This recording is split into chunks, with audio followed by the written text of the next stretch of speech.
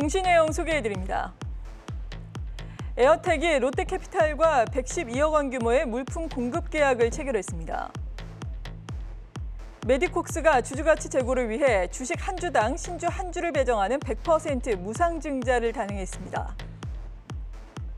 재룡전기가 미국 롱아일랜드 일렉트릭 유틸리티 서브코 LLC와 67억 원 규모의 주상 변압기 공급 계약을 체결했습니다. 삼성바이오로직스가 글로벌 제약사 GSK와 4,200억 원 규모의 의약품 위탁 생산 계약을 체결했습니다.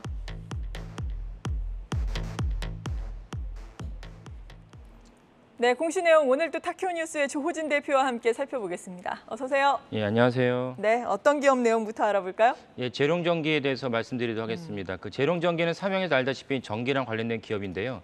특별히 발전소에서 이제 변압기, 전압기 관련된 이제 생산하는 사실 뭐 큰 규모는 아닌데 그 작은 규모의 이제 기업입니다. 근데 이제 최근에 재룡전기가 이제 관련된 오늘도 말씀드린 이제 공시처럼 수주가 계속 이제 공시가 나오고 있습니다. 그 배경에는 사실은 이제 우리 전 세계적으로 신재생 에너지가 이제 활성화되기 때문에 제가 방송에도 몇 번 말씀드렸지만 신재생 에너지는 이제 전기를 만들고 그 만든 전기를 외부로 돌려야 되기 때문에 외부로 돌리려면 또 이제 배전이 필요하고 근데 재룡전기는 외부로 돌리기 전에 변압기가 필요하기 때문에 변압기를 갖다가 이제 수주를 하고 있습니다. 올해 같은 경우는 이제 변압기 부분이 좀 전에 말씀하신 두 건의 수주를 통해서 약 한 2,200억 정도의 이제 수주를 달성했습니다. 그러니까 사실 이건 대단히 높은 수치이고 그리고 아까 말씀드린 신재생 에너지가 각광을 받은 이유는 너무나 유가가 높고 그다음에 탄소 중립 정책, 결국 이제 이산화탄소 배출하는 전형적인 화력 발전소를 줄여야 된다는 이런 전형적인 게 전 세계적인 흐름 때문에 발생한 것이기 때문에 그렇다면 전 세계적으로 신재생 에너지에 대한 수요가 많아지고 특별히 바이든 정부는 과거 트럼프 정부와 다르게 이 신재생 에너지 발전과 그 탄소 중립 정책을 강력하게 추진하고 있습니다. 때문에 재룡전기처럼 여러 발전소가 생기면은 발전소마다 변압기가 필요하고 이 때문에 재룡전기의 이제 외국 수출과 그 매출이 계속 발전할 것으로 예상이 됩니다.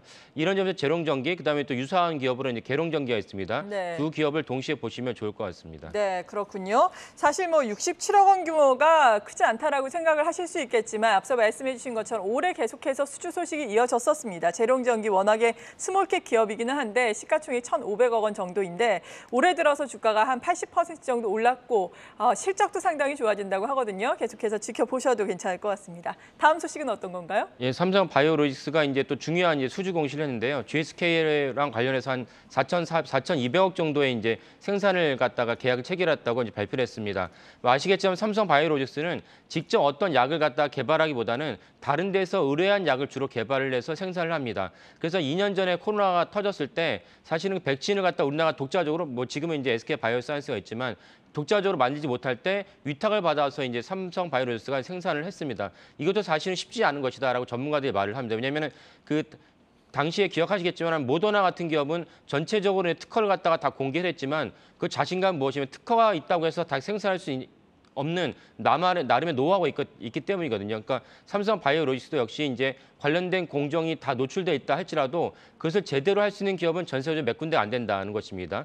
이번에 삼성 바이오로직스와 GSK랑 4,200억 정도의 규모의 계약을 체결했는데 어떤 물품인지는 이제 공시를 하지 않았습니다. GSK가 이제 비공개 요청했던 것이죠. 그래서 그렇지만 지금 GSK 삼성 바이오로직스 전체적으로 아까 말씀드린 위탁을 계약을 맺은 것이 대부분 이제 바이오 시밀러나 백신이기 때문에 아마 그런 것 종류의 일환이라 봅니다.